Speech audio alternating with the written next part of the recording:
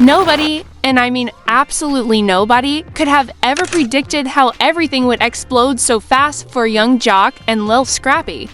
One minute, fans were scrolling through endless clips of these to joking on the red carpet, pretending all the drama was just for the cameras. The next, the headlines were flashing everywhere: Jock and Scrappy banned. Not just suspended, not quietly taken off one episode, but banned from the entire reality TV world. Every network, every show completely erased like they never existed.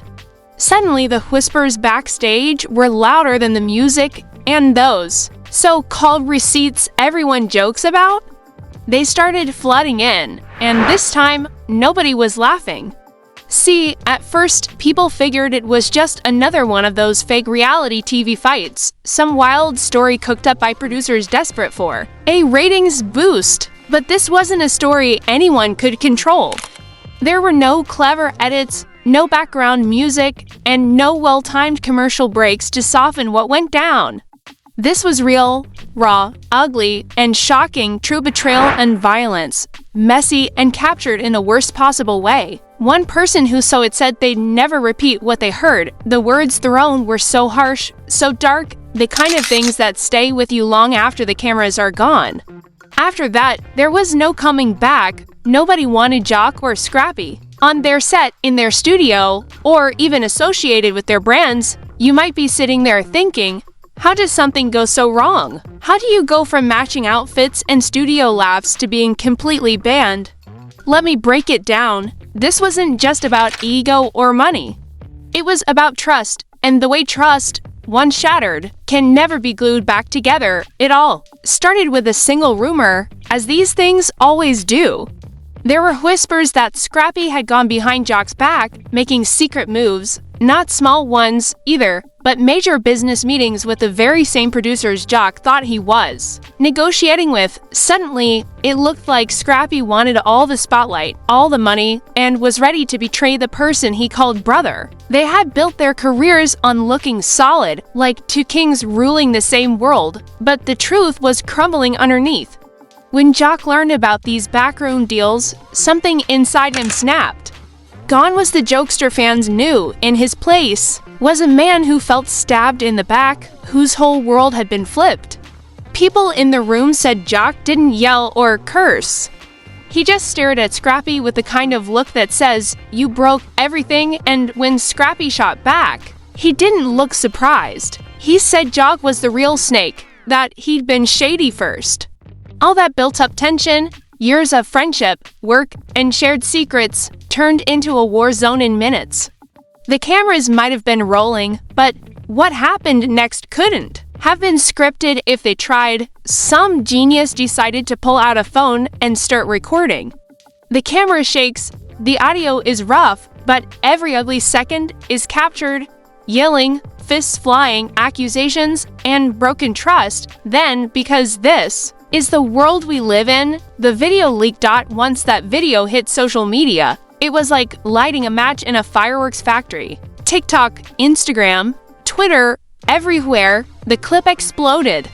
Fans were frozen, some siding with Jock, others with Scrappy, but most just stunned at how dark it got.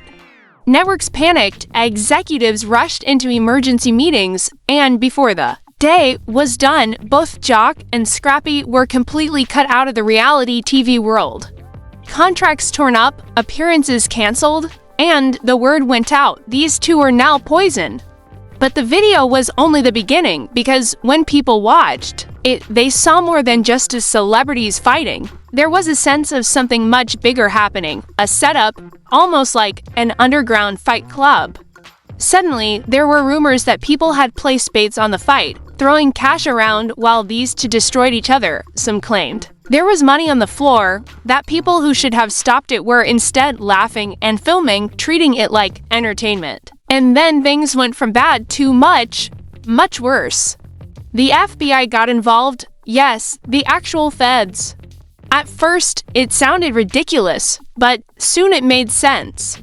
There were whispers about shady sponsorship deals, unreported cash, and even money laundering hiding behind fake charity events. Now, it wasn't just about a fight. It was about possible crimes. Lawyers swooped in, managers and publicists quit, and even friends and family started to disappear.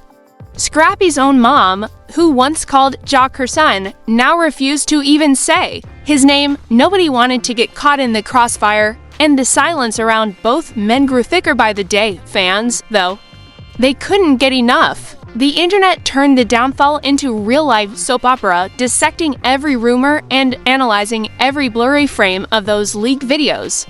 But then came the bombshell. There was a second, even worse video, one that showed famous names cheering on the fight, tossing money around, and proving this was more than just a meltdown. It was a full-blown spectacle.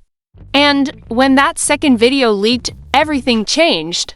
It exposed an entire circle of respectable cast members and industry insiders, all caught on camera, encouraging the chaos. A well-known personality, always preaching about loyalty and morals on TV, was seen in the footage grinning as he handed over a thick envelope after Scrappy hit the table. It was like the old world of reality TV had just fallen apart, exposing how fake and twisted things really were behind the scenes. The video's audio revealed someone whispering about betting tens of thousands on Scrappy, another voice promising to double the cash if Jock bled. What looked like a spontaneous brawl was actually planned, filmed, and fueled by greed. Within hours, the feds shifted from just watching to taking real action. Reports said FBI agents started calling anyone even remotely involved assistants. Camera operators, editors. Suddenly, every person who had ever been in a room with Jock or Scrappy was at risk of being dragged into a massive investigation. Now panic spread faster than any rumor ever could. Producers deleted files, people started leaking texts and emails to cover themselves, hoping to escape blame. An executive at one of the networks was caught on a recorded call saying if things didn't calm down, it wouldn't just be about lost jobs, it'd be about real jail time. In all this chaos, Jock and Scrappy said nothing, not a word.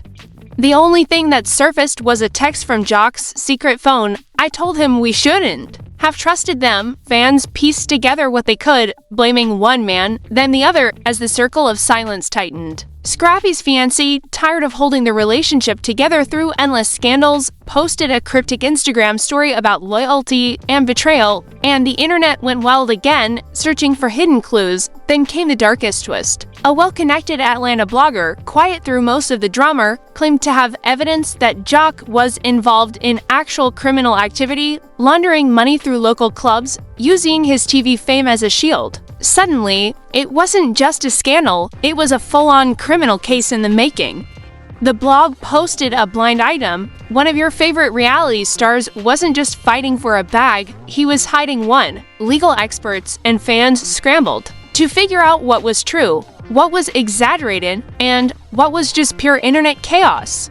Meanwhile, the network at the center of all this was falling apart, desperately trying to save what little was left. Emergency meetings, legal briefings, and even resignation letters. The house of cards was finally crashing down. Just when you thought the mess couldn't get any deeper, another plot twist dropped. A mysterious insider started leaking everything. Contracts, phone logs, old footage, all of it to a rival network. The rival was now planning a hold-accusaries, not to honor Jock and Scrappy, but to expose them, complete with interviews, anonymous testimonies, and the ugliest footage nobody had ever seen before.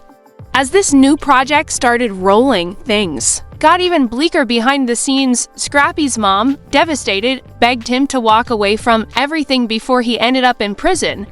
Jock's ex, the one who always stood by him, broke her silence with a video. This man lied to everyone. Now karma is here, and it's not coming alone. With every leak, more sponsors, podcasts, and fan events pulled out.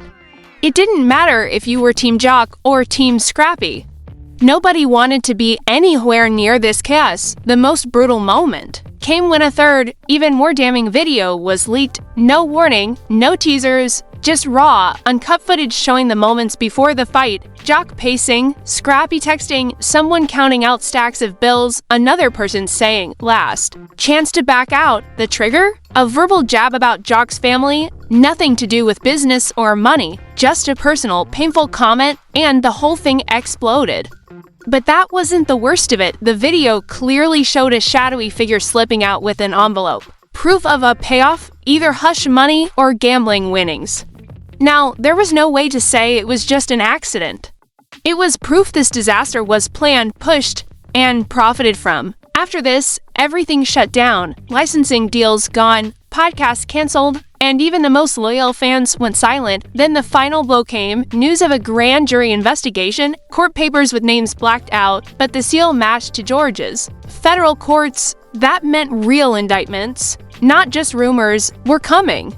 Jock's team tried to spin it, calling old friends, begging for help, but nobody was buying the excuses anymore. There were too many witnesses, too many videos, too much. Betrayal to cover up. Scrappy was reportedly in a dark place, barely leaving his house, with friends and family terrified for his mental health. People started to realize the cost of reality TV wasn't just lost careers, it was broken lives. Even reporters wrote about how the producers had pushed things too far, stirring up conflict, and then abandoning the stars when everything collapsed. But now it wasn't about saving anyone, it was about survival. Because, while all this was happening, that same insider who'd leaked the first files was now working with the rival network, helping them build a new series called Brotherhood. Broken, The Fall of Jock and Scrappy, the trailer was devastating, clips of them hugging and laughing, then sudden cuts to violence, lawsuits, mugshots, and tears. This wasn't just TV anymore. It felt like a funeral. The careers of Jock and Scrappy weren't just on pause, they were over, buried under the weight of lies, betrayal, and legal disaster. And every day, new receipts hit the internet. Photos of shady deals, screenshots of secret agreements, even a voice note, allegedly from Jock, warning, if this goes left, I'm not going down alone, and maybe he won't, because rumor has it Scrappy's team is now ready to cooperate, to talk, to name names, just to escape jail time. After everything, after years of brotherhood and shared dreams, it ends with one man flipping, the other drowning in silence. But maybe the most painful part isn't the legal mess, it's what all of this revealed, that the brotherhood, the loyalty, the on-camera tears and hugs were always just an act.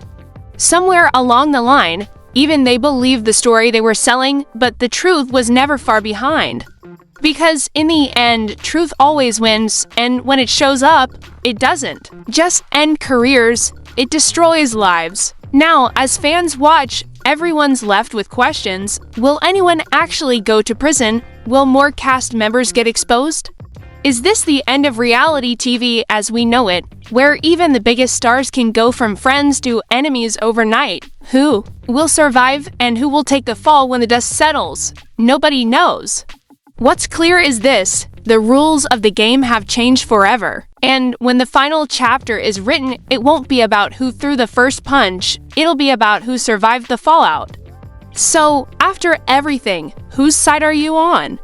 Was Jock the mastermind who lost control, or was Scrappy the victim, caught in a trap of his own making, or were they both just chasing fame and fortune, blind to how much they were risking?